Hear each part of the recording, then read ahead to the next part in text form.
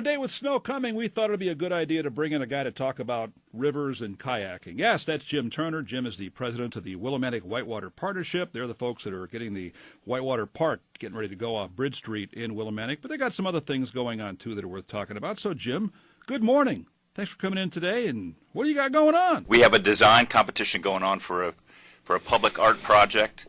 And that's kind of consuming our energies right now. But I feel like I should walk it back and just give the big picture, which is that we own the 3-acre site on Bridge Street, and with the ultimate vision of turning it into a whitewater recreational park and a community green space. And we put out a request for qualifications from architecture, artists, engineer, hybrid teams based in Connecticut. There had to be a Connecticut component. But we had 15 teams respond. We chose 3 finalists, and we are coming up to a couple weeks from now the deadline for them to submit designs for this work of public art that creates its own renewable energy to be built on the site on Bridge Street.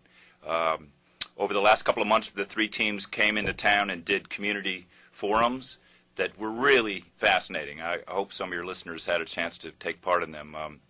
The last one we did just a couple of weeks ago was, further along in the process. So they came with 3 specific designs that they showed the crowd of. It was like 50 people at the Art Space a couple of Sundays ago, and they got very specific feedback about it.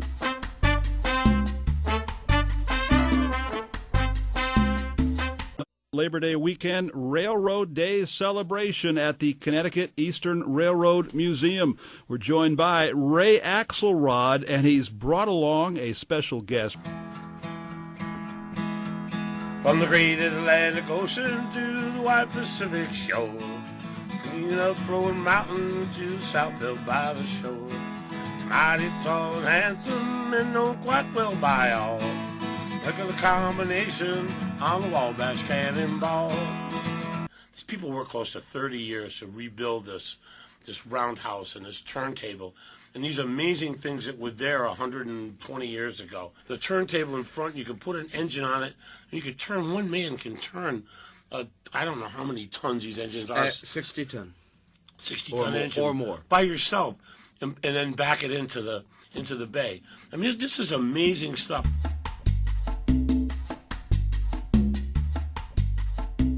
Ultimately, what we want our project to be is a, opportunity for the town to really re-engage with the river, both as, an aesthetic delight. It's a beautiful stretch of river right behind Main Street, but also, as a means for in a way for the community to use it recreationally, appreciate it's an amazing river. It has the potential to be a place for kayakers to come from all over New England to play in the Whitewater.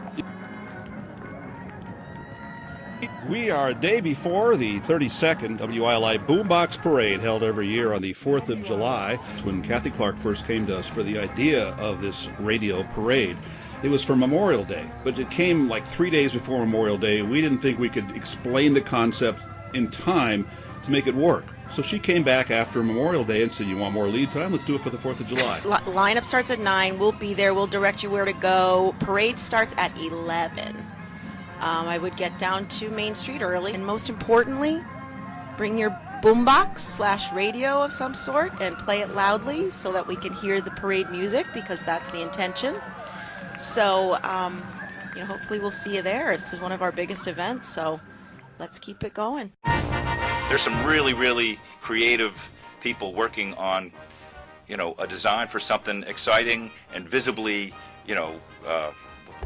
alluring. We always compare it to what the frogs on the spools of thread on the frog bridge mean to this community. They're very much a part of an identity and a kind of a feeling for history and a kind of, quirkiness, and dare I say, a sense of humor that, I think is part of how you define this place. And we really are hopeful that the design we come up with is going to, kind of be a bookend to that it's going to be, oh yeah, that's Willimantic, that's got that wild fill in the blank, this sculpture, this tower, this thing that I've never seen anywhere else, on that site on Bridge Street.